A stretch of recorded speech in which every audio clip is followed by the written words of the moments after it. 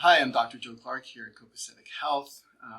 We're here with Jenna today for Jenna to share her patient story. We were just chatting, and honestly, I'm very much looking forward to hearing what she has to say.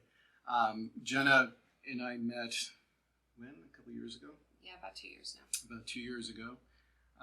She came in seeking a certain outcome, and we worked together, and I think we've achieved what you wanted to achieve. But it's a story and a journey just like anybody else's, and she had her experience, which hopefully you'll share in full. Yeah, thanks, Joe. I'm really happy to be here.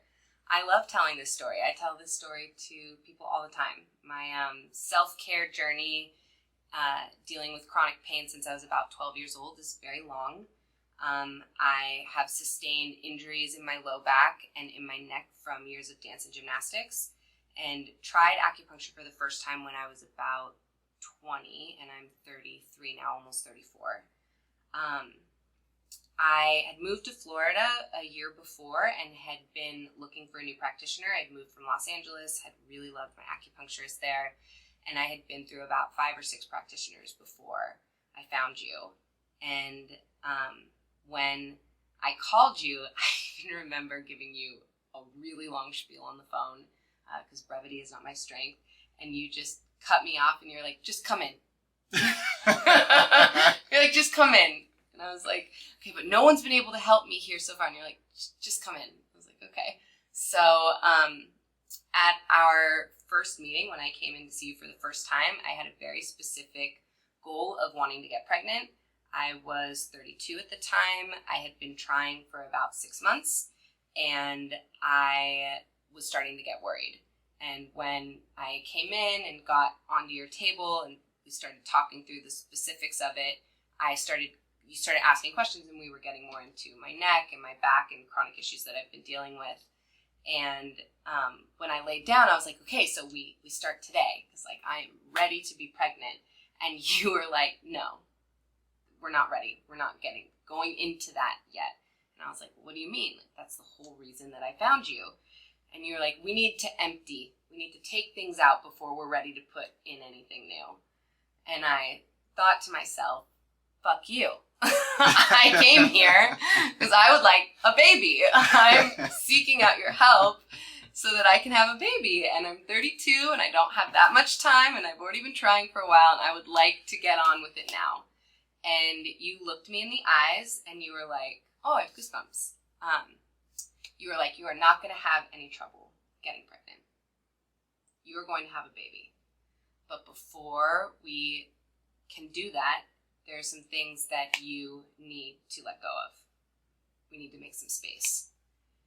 And I still was pretty annoyed because I've got pretty serious control issues, and I had come here with a goal, and you were telling me that it wasn't the right time, and I was so certain it was. But you were absolutely right, and I was really deep in the process. My neck had flared up for a variety of reasons. I was swimming and going to physical therapy, doing these things every week, and wasn't getting much relief. And I think we worked together for about 2 months. I was coming in multiple times a week, sometimes even 3, for you working on my jaw and my neck and my back. And I kept asking, I'm like, so when are we transitioning? When do we start to target my fertility so that I can get pregnant? And you were like, when you're ready. And 2 months felt very long, but it was the very beginning of that 3rd month. And I remember you, for the first time, put some needles in my gut. And it was totally new sensation that I had not experienced before. And I came home that night and was like, wow, I'm really excited to see what this treatment is like, because it's definitely different. I'm feeling better. My neck has so much relief. I'm feeling way more relaxed and at peace, and I do feel like I'm in a better energy space for this to happen. And I found out I was pregnant 2 weeks later. So it is safe to say that like maybe I was already pregnant by the time we started to do the fertility treatment, and that in fact it wasn't something I needed at all, but I just needed to relax and come into my body more and be in a place where I was just feeling better, to be able to take the next step in my journey toward being a mom. And one of the things that I'd been so nervous about getting pregnant for was how it was going to impact my pain. You read about how being pregnant, even for people who don't have back pain, it will incite these issues. And it's one of the reasons that I had kind of been putting it off for a while, because I was scared. And I came and saw you every week for all 9 months, and it's safe to say that I really had a blissed out pregnancy. I think I had maybe 1 or 2 moments where I had some tightness in my piriformis that you were immediately able to remedy by putting something in my hand and having me walk up and down the hall before even laying down on the table. But I really went 9 months completely pain-free, and my baby, who's now 10 months old, is the chillest, happiest, most down-to-earth baby that I think anyone would ever meet. And I really would like to think it's because of all those hours that I was meditating and blissed out on your table. At least one of the reasons. So, yeah. So I'd like to actually dive into, well, why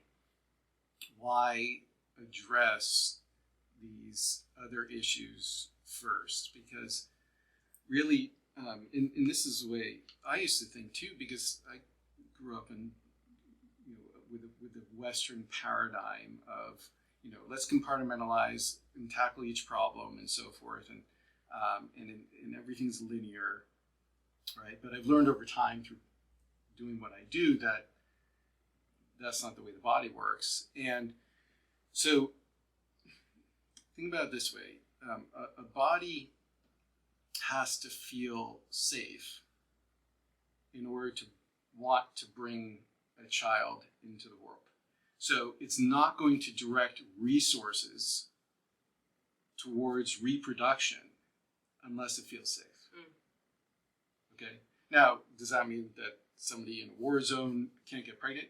No, but in most cases, especially, there's massive fertility issues going on in our country now.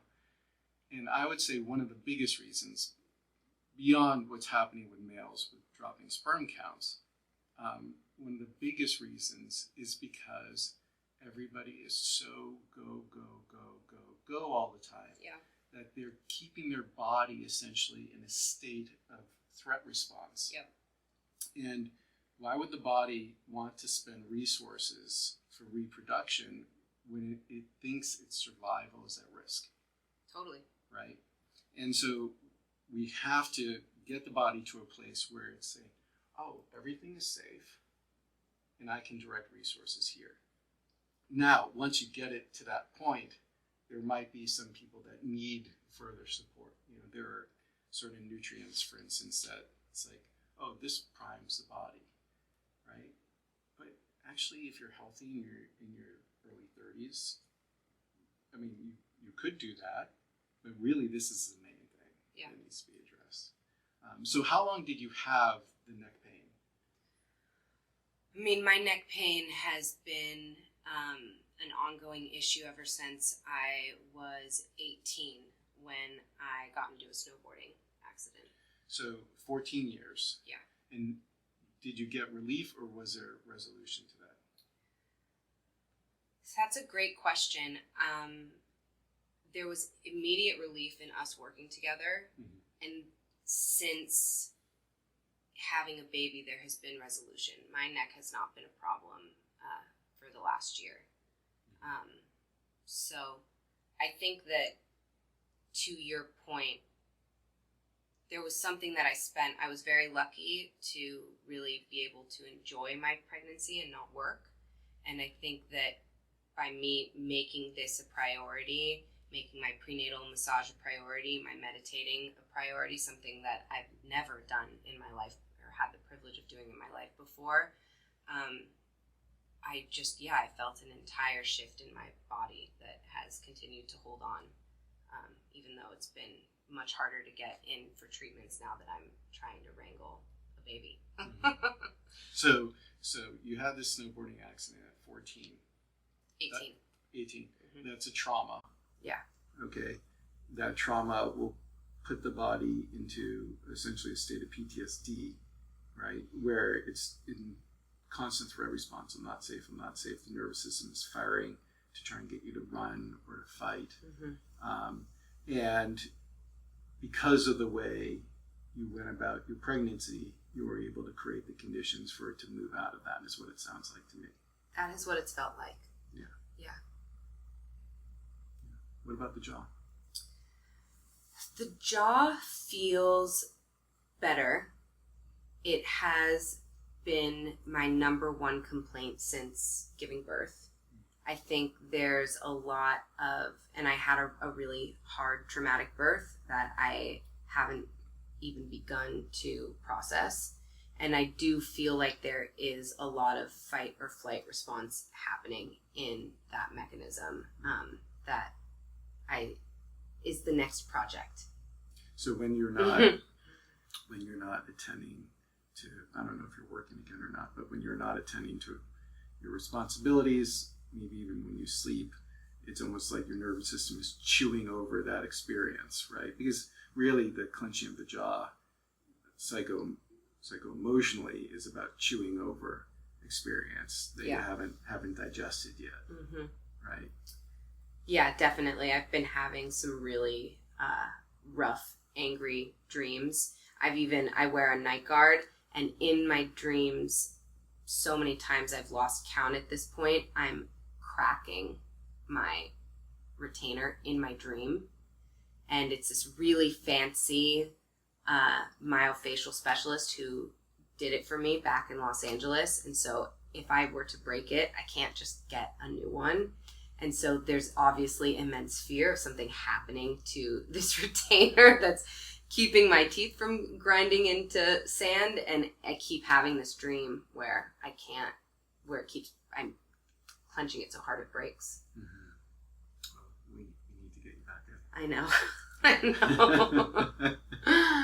Oh, man. So really this, and ideally, when you give the space for the transition into parenthood, for both moms and dads, like a real transformation does take place in the way that you function, in the way that you think. You're very much a different person now. So you've created the space for this, right? For this transition to occur. And do you find that your body has changed as well, not just your psycho-spiritual outlook? Yeah, totally. I think there has been so much happening since giving birth. I mean, honestly, the main reason I haven't been able to come is because it has not been safe for me to drive. I've been so sleep deprived that getting behind the wheel of a car has been concerning. So I'm not. And I would confidently say now more than ever, I really am needing that, because there has been such a huge physiological shift that it feels like my body and my brain are not one right now. Like they're kind of operating on different planes. And I keep thinking, even though I did get to see you a few times, most profoundly just days after I had given birth, when you came to my home to help, and you said something as you were working on my feet, and I was just like, all I can see is red. I'm so mad. I'd worked so hard for this experience, and I got the complete opposite, and I'm so mad. And you being like, well, anger is a good thing in this circumstance, because it helped you make the decision in that emergency moment that you needed to keep you and your baby safe. And it's also going to be fuel for you for the next few months. So you don't need to try and get rid of it. You just need to channel it into a productive way. And I feel like I have been able to do that, to be able to rise above and take care of my baby and take care of myself. But yes, I'm now getting to a point where I'm feeling like I've got more peace in coming to terms with what's happened, and I need some assistance in being able to bring together both the way that my body has changed, like the vibrational change of being a mom and having gone through labor, as well as the emotional, psychological shift that is is happening that I'm now on call 24/7. It's interesting you touch on anger.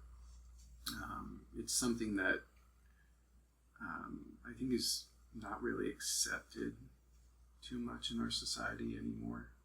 But that's very odd to me because anger is part of the human experience. And so when we reject a part of our experience, it's not as if that thing goes away. We just internalize it. Mm-hmm. And then when you internalize it, eventually it starts to break things down, right?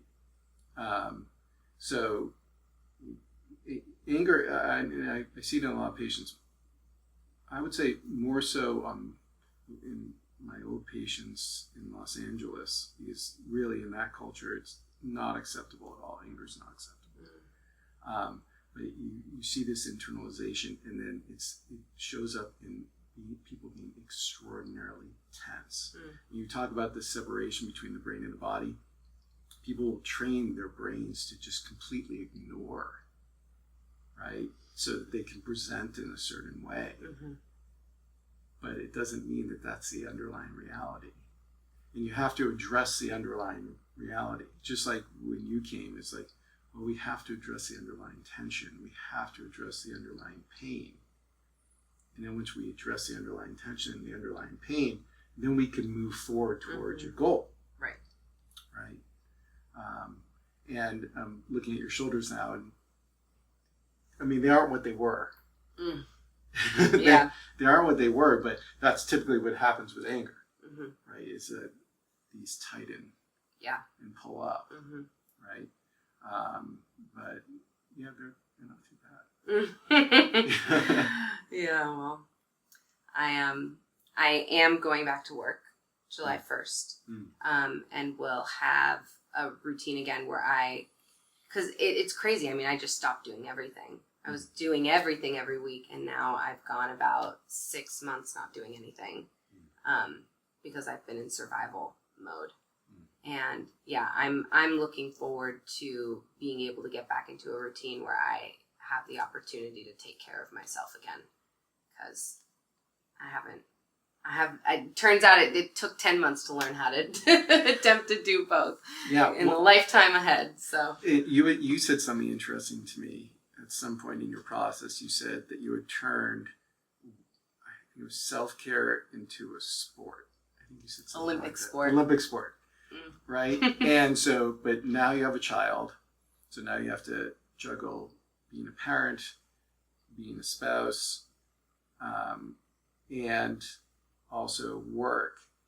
And it's like, well, how does it fit into your life now that these other things are there and you can't just dedicate yourself to it? But so that would be one thing. But the other thing is that less so here in Florida, but certainly quite a bit in Los Angeles, you're not alone in doing that. There are lots of folks that do that. And what I witnessed with folks that were really in that groove of treating it like an Olympic sport was they were an athlete and they each had like 12 different trainers. It's like, I go to this person and this person and this person and this person. And I don't want to mix metaphors too much, but you get like a really bad tasting soup, in my experience, when you're dealing with that many chefs. First, the individual has to have their goal, and they're the main driver behind it. But at the same time, you need to find just a couple of people that will work together synergistically. Like, for instance, maybe I can't address some things like physical therapy, for instance. I don't do physical therapy with folks. We might work on posture. We might do different things. I may make some adjustments while they're on the table, but I'm not doing like physical therapy, right? Yeah. So you need to find some people to work with. But when you're just like, oh, I heard about this person, I'm going to go here, and I heard about this person, I'm going to go here, then what you're doing is you're kind of digging, you're searching for water, and you're digging like a foot down. and you have a 1 foot hole, and then you're like, oh, but there might be water over there, and you go and you dig, and you just 1 foot, and you never get water, right? Well, what I can speak to, I think one of the reasons that I found such a affinity for you and a connection in our work here is because it's not just, you don't just do acupuncture with me. You always take time to talk to me first. And so throughout the process of our treatment, just like the first day that I came here, I leave your office every time with some new nugget that I have the opportunity, like homework, to apply to my life in between sessions. So whether it's right after I give birth and we're talking about my anger, or it's at one point during my pregnancy when I was starting to have some really intense nightmares, and we had the opportunity together to talk through like what is being processed in those dreams and how you can help me with your acupuncture to integrate that experience into my body. But also I prefer practitioners who give me more than just their hands, but give me their wisdom and their knowledge that I can go home with and think about it and try my best. Because I go to a bajillion practitioners, or I should say I did, as a way to outsource and not have to actually deal with the problem, which is happening deep in my psyche. And it feels really good. It feels really, really good to go to like 12 people and have them all put their hands on me, and I feel great in that hour.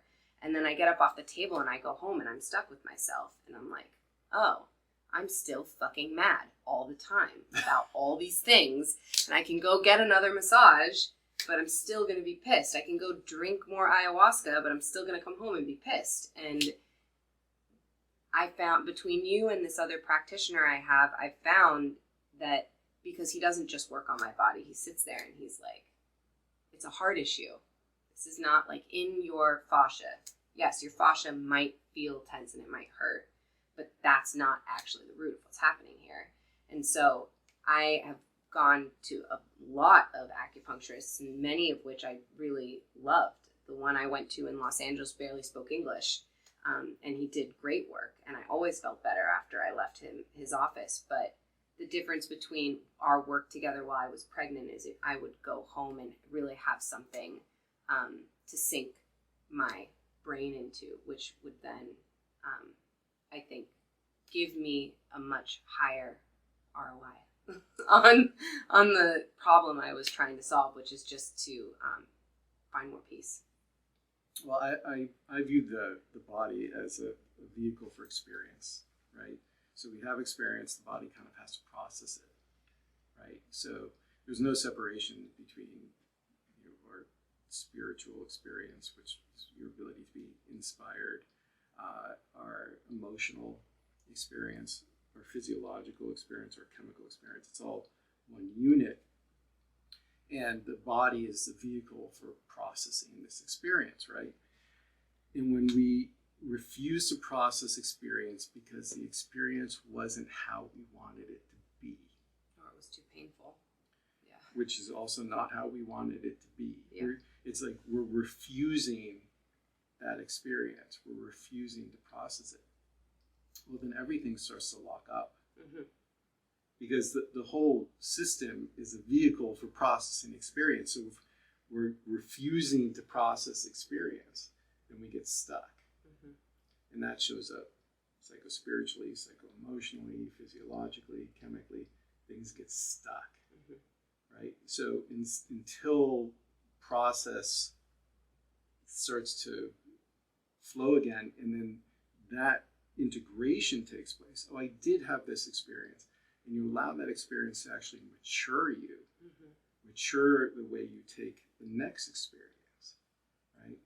Then you can move forward, right? And it's this understanding deep within, I would say, most traditional medicines, that really life is a process, and it's about being in that process, not refusing that process. And if you're able to be in that process, then really you can overcome almost anything. Yeah. Yeah. I think that I wish that all women were able to have had the pregnancy that I did, because I had so much time to come and have people help support me and support my body and my changing mind and all of the wild things that happen while you're growing another person in your body, and really have the space to integrate. Like, I very clearly remember, I don't remember what I was worried about or what I was dealing with, but I clearly remember you telling me that when those thoughts or this process would start to show up, that if I could just get quiet and try and talk to him, to just like, what do you think he's trying to tell you right now? You're out here thinking, oh, I have to do all these things to be this perfect mom already, and he's not even here yet. It's like, you're not going to be a perfect mom. No one is. So are you able to like try and connect with him and see what it is that he actually needs? And every time I did it, it was the same. He just was like, I'm fine. Just so quick. He's like, I'm good. You're tripping. Stop tripping. It was pretty much that straightforward. And he is still that person 10 months later on Earth. So, well, you know, the unborn child in the womb, underlying everything else, just like everyone else, wants peace. Right. Right? So without peace, there kind of can't be any other wanting, any other real wanting. It's all actually sort of like disassociated wanting, right? And so really all that child wants is peace. And by extension, he wants you to be at peace, or she wants the mother to be at peace. Yeah. Right? And then if you get that, and then you're able to act from that state. Because the child's nervous system is so much more sensitive than ours. I mean, ours, as we get older, our nervous system in many ways becomes less sensitive, right? It's like, I hope so. It's like, I've been through that. Yeah. Right? It might become more sensitive to like pressure in the weather. Yeah. But in terms of like, you know, an argument or something like that, I got over that pretty quick. Yeah. Right? But a child's nervous system, they feel everything. Right? And so what do they want more than anything else? They want peace. Yeah. And a lot of mothers, I see a lot of mothers who actually get that message. And those are the blissed out moms in their pregnancy, the blissed out pregnancies. And the ones that don't get that message, a lot of times it's because they're trying for an idea rather than paying attention to the reality. Yeah. And that's creating a tension. Yeah.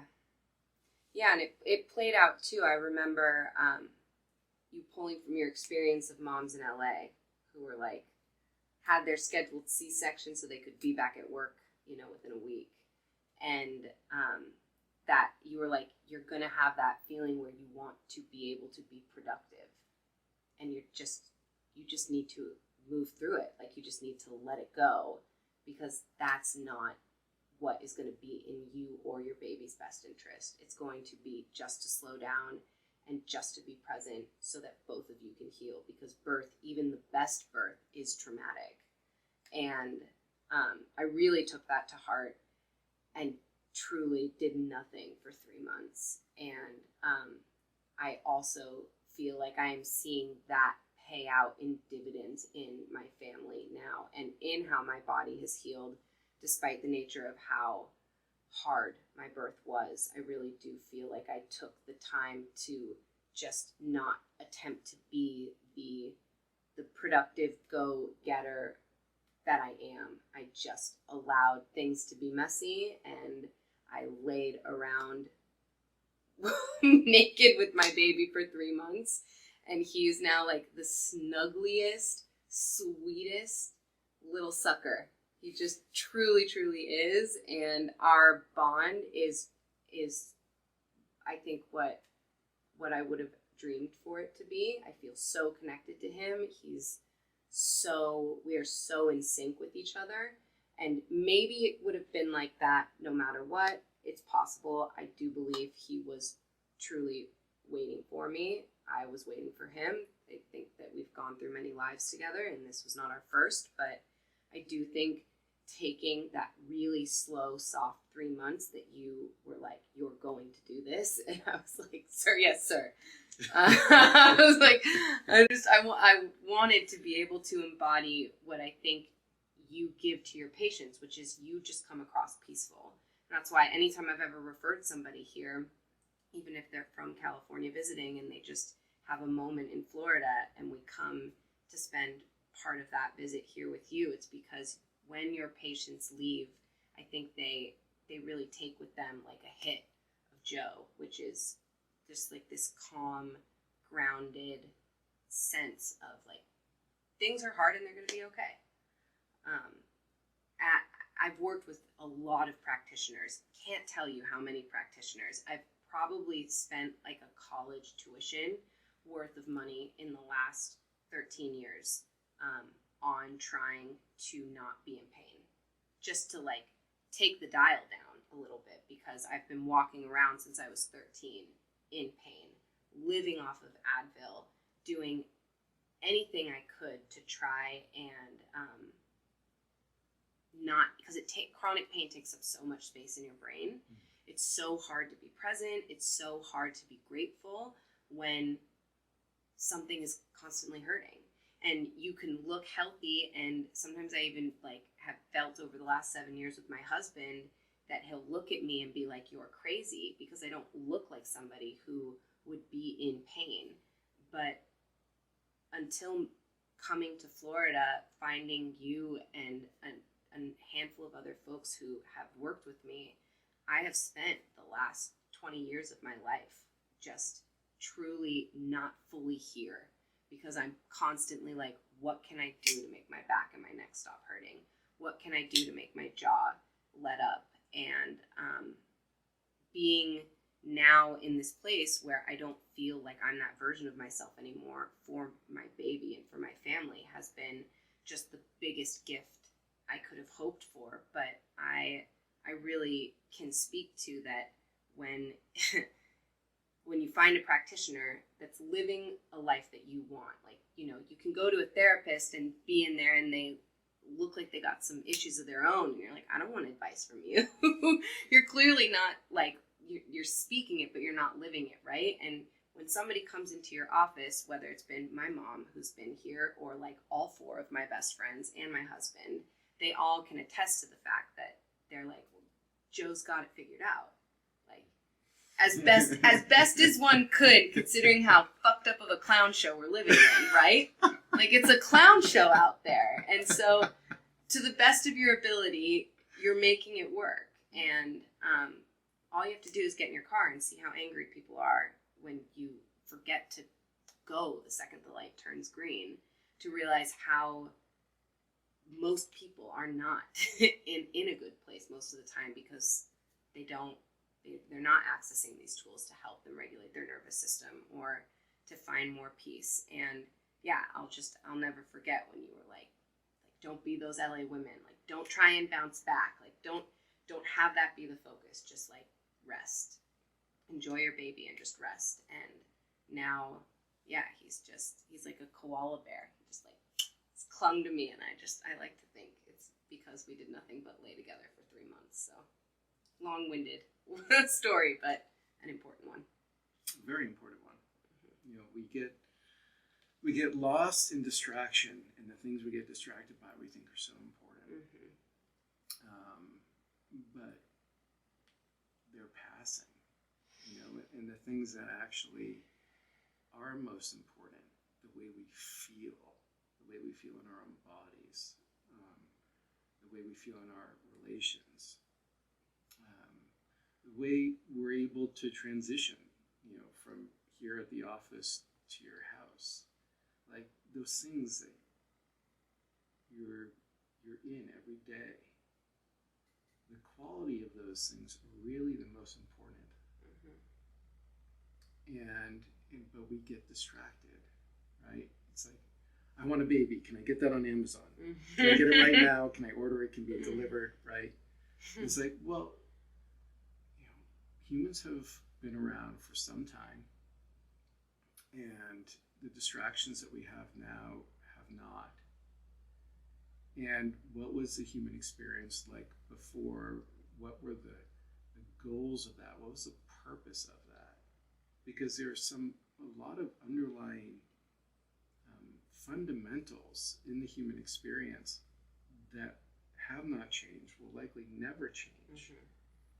And we confuse our distractions for the fundamentals. And they're two different things. And one, when you really mindfully address them, is like investing in your own life, and it pays you back in the quality of your life. And the other ones, it's just like, well, it's on to the next thing, right? I opened that box, let me open another box. Now let me open another box, right? But it's like, no, let's just unpack this. Totally. I mean, I've gotten a lot of shit over the years for how much time and money I've spent on my self-care, on trying to manage my pain, but also on just trying to be a better person and be able to be more available for what being alive means. And I think, to your point, that when we do this kind of work, when you take the time and the money every week to go and do something that helps ground you, it's the greatest act of defiance in a society that makes so much money off of us being confused and offended and distracted.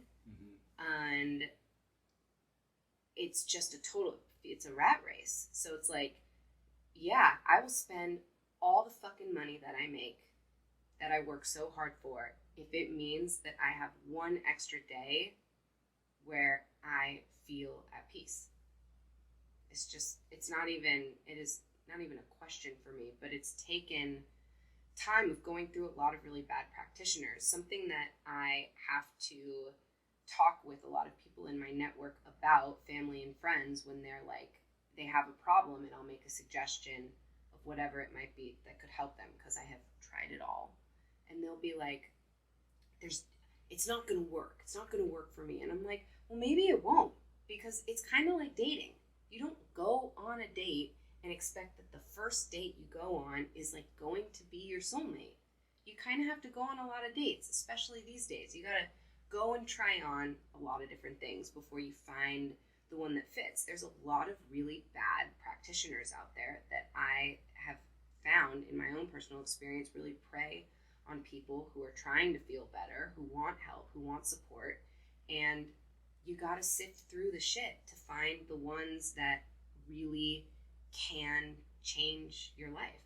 They can change your relationship with yourself, with your body. And yeah, I've totally found that in our work together. It really has made a huge difference in my life. And I think that, yeah, there's just a lot of people who are lazy and don't want to take that time. Because, again, I went to 5 other people here, like in a 50-mile radius, and had to be disappointed. And then when I found a new person and went to go try again, had to get the flack of like, really? You're doing this again? Because a new patient intake is expensive compared to, your standard follow-up. And I'd be like, yes, I'm going again, because I'm not giving up.